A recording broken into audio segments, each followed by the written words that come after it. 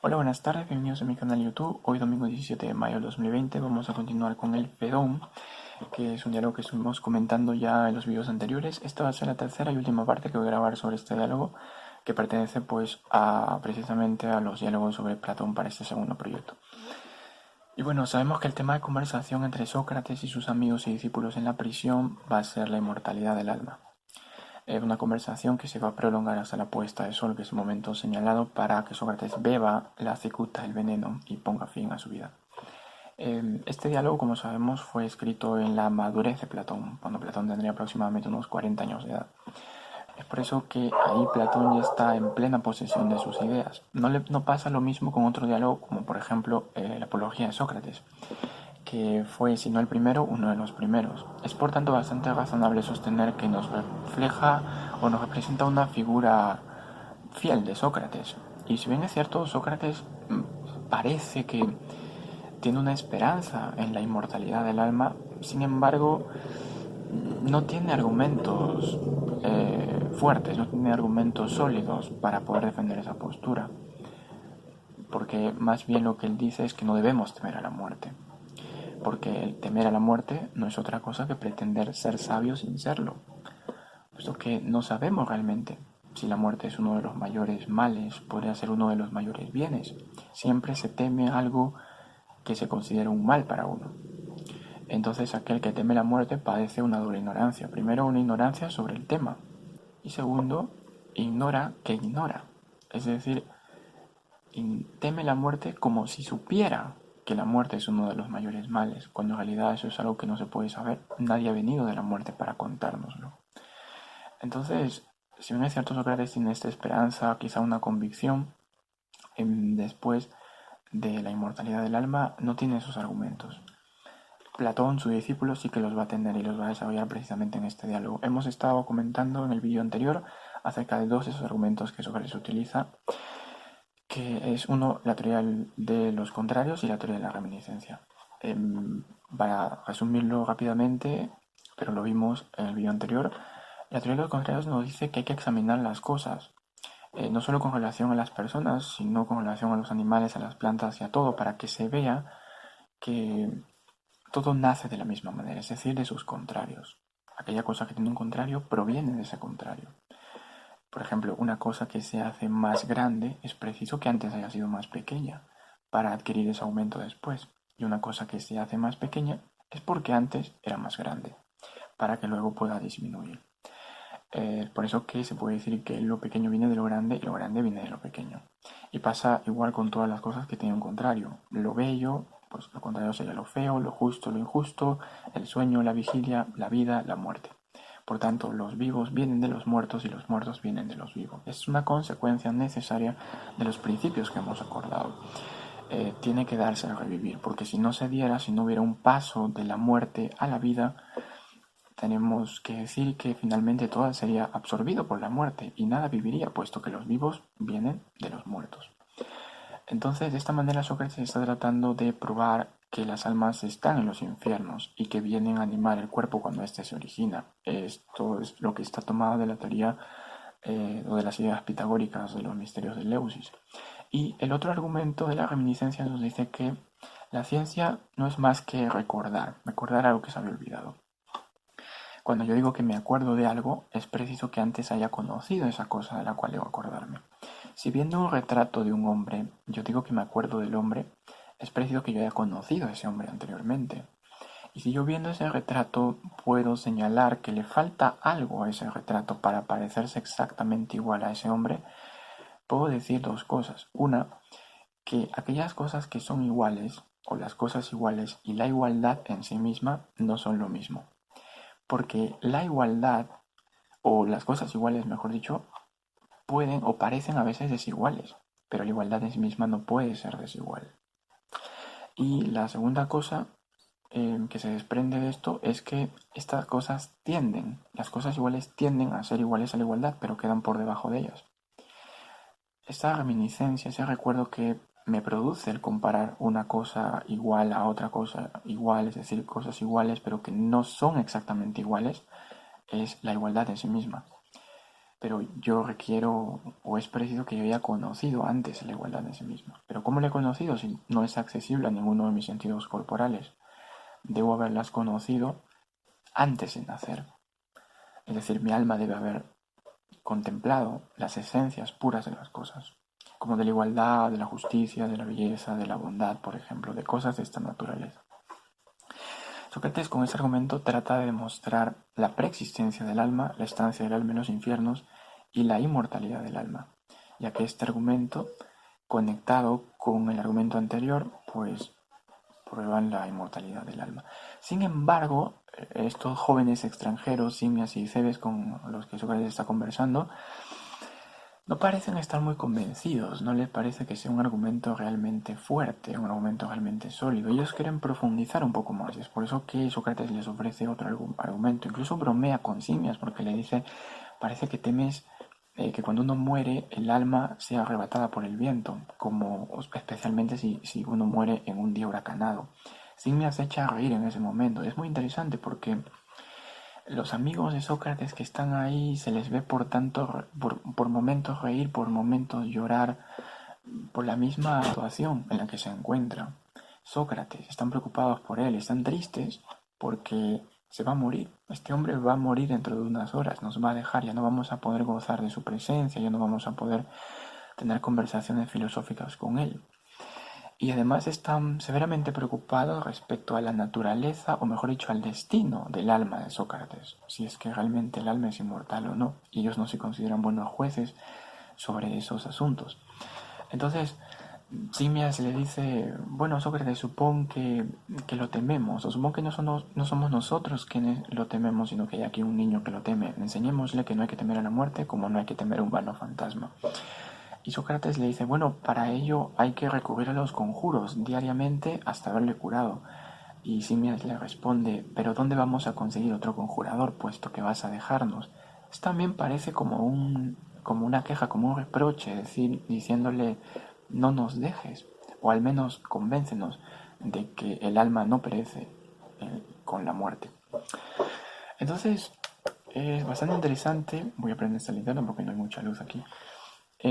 Porque Sócrates ofrece otro argumento, que es el argumento de la simplicidad o de la sencillez. Él dice, lo primero que tenemos que hacer es examinar o es preguntarnos a nosotros mismos a qué naturaleza de cosas pertenece el disolverse. Es decir, ¿por qué cosas debemos temer que se verifique tal accidente y a qué cosas no le sucede esto? No es verdad que las cosas compuestas, que son las cosas compuestas o que son de naturaleza de serlo, son a las que les corresponde desasociarse en los elementos que han hecho su composición, y que si hay cosas que no sean compuestas, son estas a las únicas a las que no les alcance este accidente. Bueno, sí, Sócrates tiene razón, y después dice, no es verdad que las cosas que son siempre las mismas y de la misma manera eh, no pueden ser compuestas.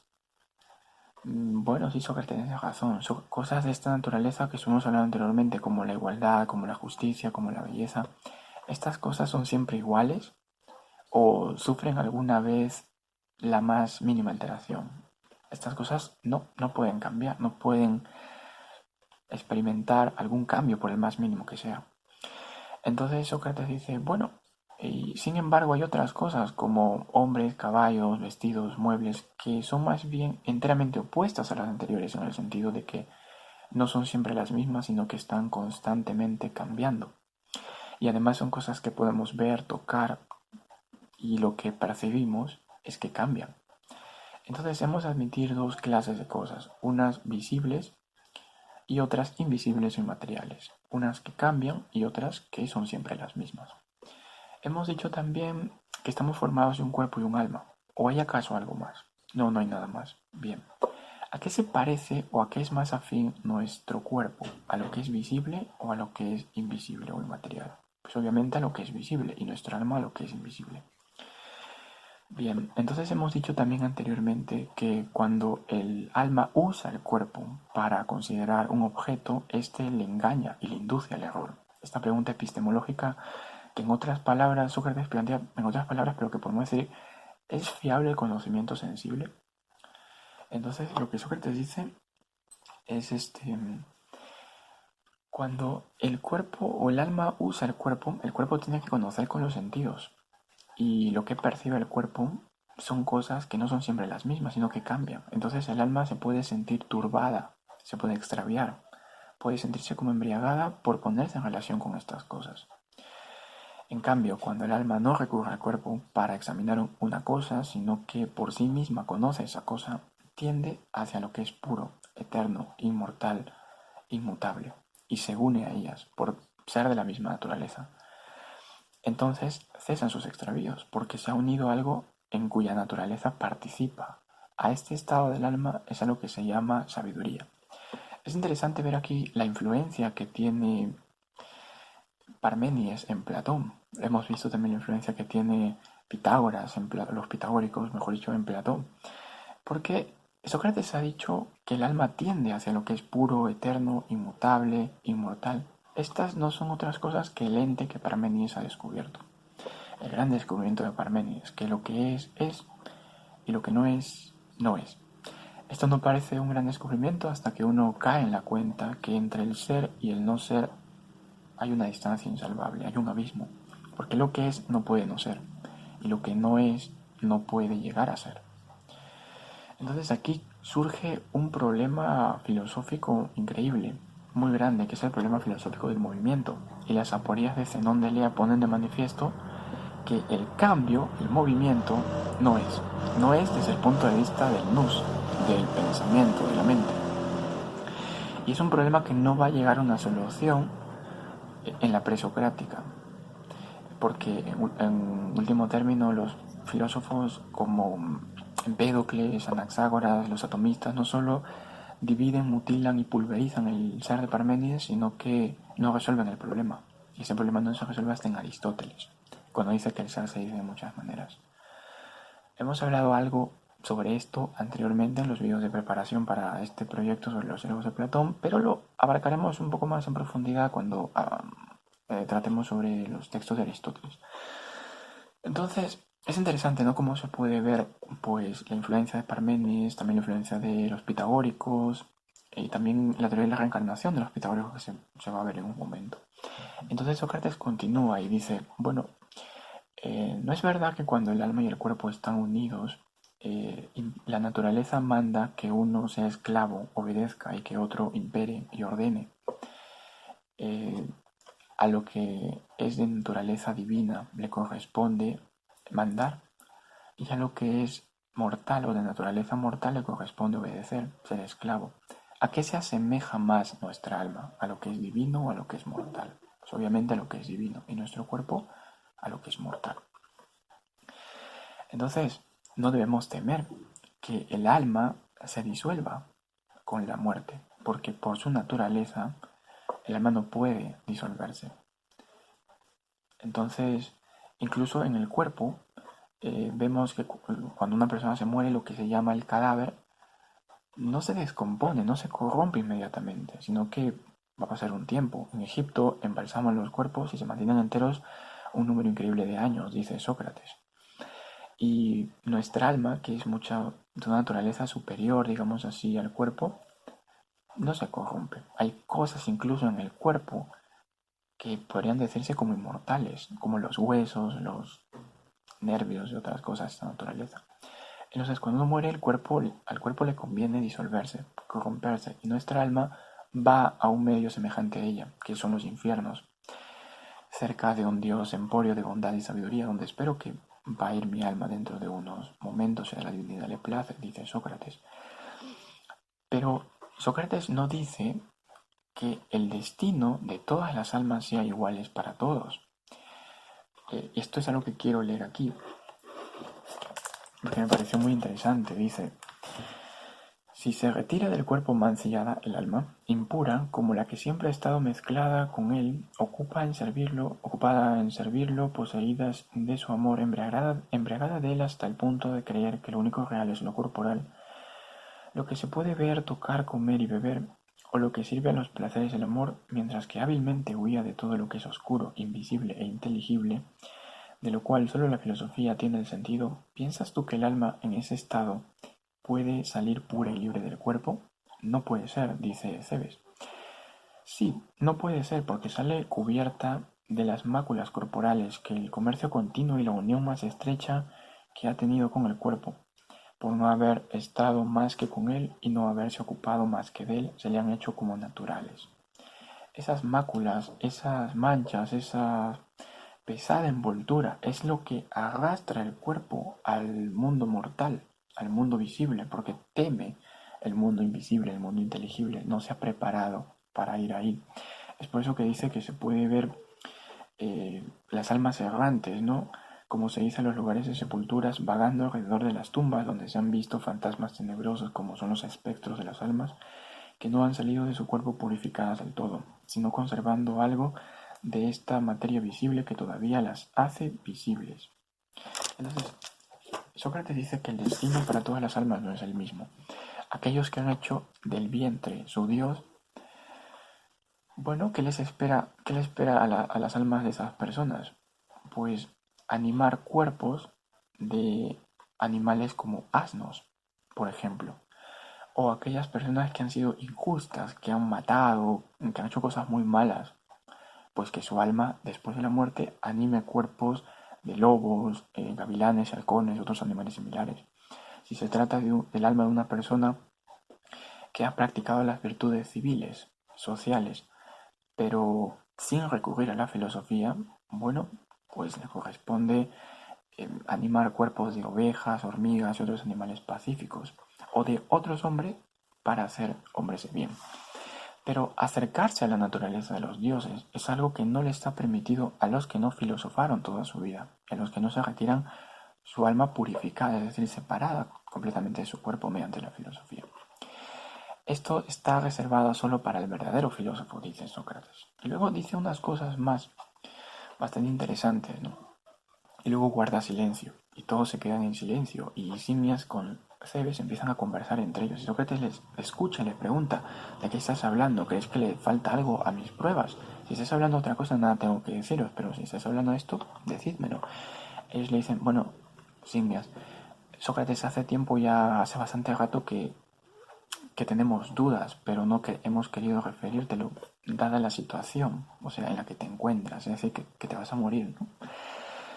Entonces Sócrates, con dulzura, con sencillez, con una bondad increíble, pues le responde y les exhorta a que ellos le hagan partícipe de estas dudas que tienen, lo que le dicen. Entonces le plantean dos objeciones. Simias dice una objeción y luego Cebes le da su punto de vista. Simias lo que dice es que no le parecen suficientes en el sentido de que se puede decir lo mismo de la armonía de una lira, de la lira y de sus cuerdas.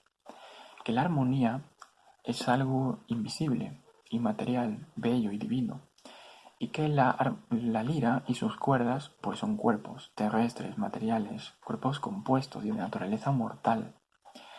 Entonces, si hiciera pedazos la lira o cortara sus cuerdas, ¿acaso no habría alguien quien con argumentos parecidos a los tuyos pues pudiera decir o sostener que la armonía subsiste y no perece? Porque sería necesario decir que cuando la lira y sus cuerdas están destruidos o rotos, pues la armonía existe en alguna parte. Dice, seguramente te has dado cuenta de lo que queremos decir sobre el alma. Porque para Simias el alma no es más que una armonía que resulta de la justa mezcla de las cosas que componen el cuerpo, de lo frío, lo caliente, lo seco, lo húmedo, cuando están combinadas y muy de acuerdo. Y cuando el cuerpo está agobiado por las tensiones o las enfermedades, pues el cuerpo se muere, se corrompe y el alma también se muere. Le pasa lo mismo que la armonía. Y luego Cebes menciona su punto de vista, su objeción. Él dice, él no está de acuerdo con Simias en el sentido de que para él el alma, por su naturaleza, es muchísimo más durable que el cuerpo. Pero puede pasar lo mismo, por ejemplo, que a un anciano tejedor que hacía los trajes que él mismo usaba y ha usado muchos trajes, pero al final ha perecido, ha muerto entre uno de ellos, en el último que llevaba puesto. Entonces, alguien podría decir, bueno, este hombre no ha muerto, existe en algún lugar. Y la prueba, pues aquí tienes, es el traje que él usaba. Si preguntas, ¿quién es más duradero? ¿El traje que el tejedor hacía o el tejedor mismo? Pues contestaríamos que el tejedor. Y si lo que tiene más débil que esta persona, o lo que hay más débil en uno, que es el cuerpo, no se, pues se ve todavía que quedan los huesos, los nervios, no se corrompe inmediatamente, con mucha más razón, pues esperar que el alma no se corrompa. Entonces no muere. Bueno, esto sería simplemente ridículo, ¿no? Sería un absurdo. Lo que pasa es que Cebes dice que aunque el alma sea muy superior, aunque el alma sea más durable que el cuerpo, el hecho de haber usado distintos cuerpos y haber sobrevivido a varias muertes, pues hace que se desgaste. Puede que esta sea la última muerte que va a sufrir esa alma. Y no podemos saber si esta va a ser nuestra última muerte, digámoslo así. El alma también deja de existir. Como el tejedor, a pesar de haber sobrevivido a varios vestidos, a varios trajes, finalmente perece entre ellos. Sócrates en ese momento se pone pues a decir otras cosas con ellos y después responde a estas objeciones. Pero en ese momento, como yo todo lo que estoy contando es lo que Fedón le está contando. Fedón es un señor que estuvo presente en esos últimos momentos de Sócrates y que ha escuchado, que sabe de lo que conversaron. Y después de la muerte de Sócrates se encuentra con otro señor que es Equécrates, que no estuvo presente. Y Fedón le cuenta. Todo esto que yo estoy contando es lo que Fedón le cuenta a Equécrates.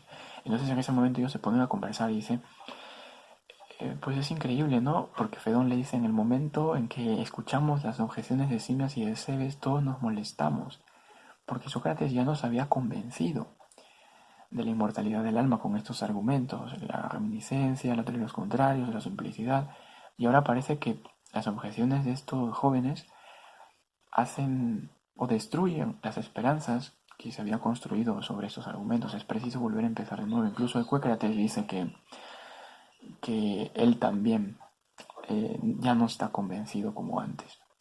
Es algo bastante curioso porque pasa lo mismo, creo, en un diálogo que es el Critón, cuando Critón entra a la prisión y le trata de convencer a Sócrates con argumentos que parecen de sentido común para escapar. Y en ese momento Critón nos convence de que Sócrates tiene que escapar, pero luego cuando Sócrates le responde, nos convence ahora de lo contrario. Pasa lo mismo en este diálogo con Sócrates y sus amigos y discípulos. Entonces, bueno, entonces Sócrates responde a la primera objeción de Simias diciendo que no se puede comparar, pero antes le pregunta si mantenéis algo de lo que anteriormente se ha dicho, y ellos dicen que sí, con respecto a la teoría de la reminiscencia. Ellos piensan que el alma existe antes del cuerpo, es decir, que el alma o la preexistencia del alma es algo verdadero. Entonces Sócrates le dice, bueno, pues vas a tener que cambiar de opinión si mantienes que el alma existe antes que el cuerpo se origine y que al mismo tiempo admites que el alma no es más que una armonía que resulta de la justa mezcla, porque si esto es cierto, pues el alma, o mejor, claro, el alma estaría compuesto de cosas que todavía no existen, puesto que el cuerpo todavía no se ha originado. Y si el alma es una armonía que resulta de la combinación de los elementos del cuerpo cuando están en equilibrio, entonces pues es algo que no puede ser. No le corresponde o no es propio de la armonía preceder a la lira, sino más bien de seguirlas. Pasa lo mismo con el alma. El alma existe antes que el cuerpo. No se puede comparar el alma con la armonía porque el alma existe antes que el cuerpo y no se puede decir que la armonía existe antes que la lira y sus cuerdas. No son por tanto dos cosas analogables. Entonces de esta manera pues se echa abajo esta objeción de Simias. Y luego para responder a la objeción de Cebes, pues algo más distinto porque Sócrates habla acerca como de un pase que tuvo por todos los, interesándose primero por cosas de la naturaleza, menciona que no encontraba. Al final a lo que llega es algo cierto, que es la teoría de las ideas. Una cosa que es bella, por ejemplo, es bella, la llamamos bella porque participa. Ese es el concepto de la participación en la belleza misma.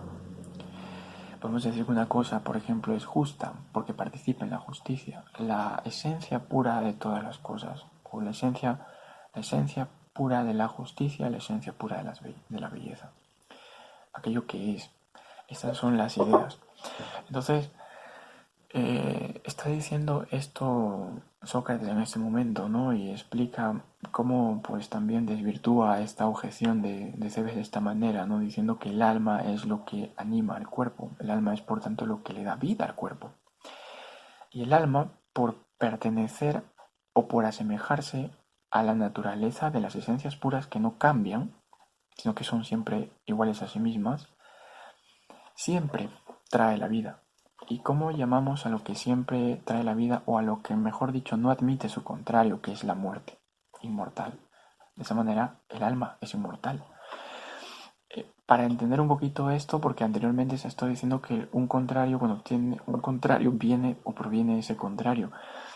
Se puede decir, por ejemplo, que, que una cosa que era bella se ha hecho fea o ha dejado de ser bella, se ha convertido en algo feo. Pero no se puede decir que la belleza en sí misma es fea. O un hombre que era justo y ahora se ha hecho injusto. El hombre es el que se ha hecho injusto. Pero la justicia en sí misma no puede ser injusta, no puede hacerse injusta. ¿Con qué comparamos estas cosas cuando decimos que esta cosa se acerca a ser justa o que se aleja de ello? Sino con la esencia misma de la justicia, por ejemplo. Entonces, pues de ahí surgen unos momentos bastante conmovedores, porque después de que ha estado hablando todo esto, Sócrates va a beber la cicuta. Y eso es algo que conmueve bastante, la verdad, ¿no? Porque yo lo quiero leer, quiero pues terminar de leer, terminar este vídeo, pues leyendo esos últimos momentos de Sócrates. No puedo ver bien aquí por la luz, pero voy a tratar de leerlo. Sócrates también habla pues una pintura extraída de mitologías, pero eso es lo que ha dicho. Lo voy a buscar. Hay un señor que es Apolodoro que está presente, es amigo de Sócrates, y él desde que empezó, Sócrates, desde que entraron, se puso a llorar. Y cuando Sócrates va a ver la cicuta, no solamente llora, sino que grita, se pone a gritar. Sócrates se va a bañar, Critón lo sigue y nos rogó que le esperásemos. Cuando salió del baño le llevaron a sus hijos, porque tenía tres, dos muy niños y uno bastante grande, y al mismo tiempo entraron las mujeres de la familia. Las habló algún tiempo en presencia de Critón y dioles órdenes. Después hizo que se retirasen las mujeres y los niños y volvió a reunirse con nosotros. Sócrates pide que se ofrezca un gallo a Esclepio. Esclepio es este señor o este dios, creo que es un dios, la verdad que no lo sé, pues es de la medicina, ¿no? El médico por excelencia, por decirlo de alguna manera. ¿Por qué? Puesto que le ofrecen algunas cosas o sacrificios solamente cuando les da algo. ¿Y qué puede dar el médico por excelencia sino la salud? ¿Y por qué Sócrates, puesto que va a morir? Porque para él esto es la cura. Esto es lo que él ha estado esperando toda su vida, la separación definitiva de su alma del comercio del cuerpo, que por fin va a poder estar en compañía de los dioses en una vida bienaventurada. Y cuando Sócrates se muere, bebe la cicuta, empieza a caminar y luego esto va produciendo parálisis. Sus pies ya no los siente, se echa en la cama y va subiendo esta parálisis, esta paralización de todo su cuerpo por sus piernas y luego ya no siente sus piernas, ¿no? Y así hasta que llega al corazón y Sócrates está mirando hacia un punto fijo y Critón es el que le cierra los ojos al final. Enseguida dice, él le oprimió las piernas y subiendo más las manos nos hizo ver que el cuerpo se helaba y tornaba rígido. Y tocándole nos dijo que cuando el frío llegara al corazón nos abandonaría Sócrates. Ya tenía el abdomen helado, entonces se descubrió Sócrates que se había cubierto el rostro y dijo a Critón, debemos un gallo a Asclepio, no te olvides de pagar esta deuda. Fueron sus últimas palabras. Lo haré, respondió Critón, pero piensa si no tienes nada más que decir. Nada, contestó. Un momento después se estremeció ligeramente. El hombre entonces le descubrió del todo. Sócrates tenía la mirada fija y Critón, al verlo, le cerró piadosamente los ojos y la boca. Ya sabes, Ecócrates, cuál fue el fin del hombre, de quien podemos decir que ha sido el mejor de los mortales que hemos conocido en nuestro tiempo, y además el más sabio y el más justo de los hombres. Y bueno, pues ese es el final de este diálogo, que es bastante conmovedor al final, porque Fedón pues se cierra con esos detalles de los últimos momentos de Sócrates, ¿no? Creo que no hay otro diálogo de Platón igual como este. Así que, bueno, el próximo diálogo será, espero, puede que sea el Fedro o puede que sea el banquete. Uno de esos dos diálogos es el próximo que vamos a tratar en este canal. Pero como ya hemos hablado de, creo que ya hablamos otro diálogo, no recuerdo, tengo que revisarlo bien. Vamos a dejar a Platón por un momento y vamos a hacer un vídeo de otro libro distinto, de otro tema. Si habéis llegado hasta aquí, quiero mencionar nada más algo así rapidísimo. Cuando yo estaba planificando todas las lecturas para el año 2017 y para los vídeos que iba a ir subiendo, iba a tratar sobre los diálogos de Platón, y entre ellos iba a introducir nuevas lecturas, yo he pensado, ya que este es un tema sobre la muerte y Sócrates pone argumentos para demostrar.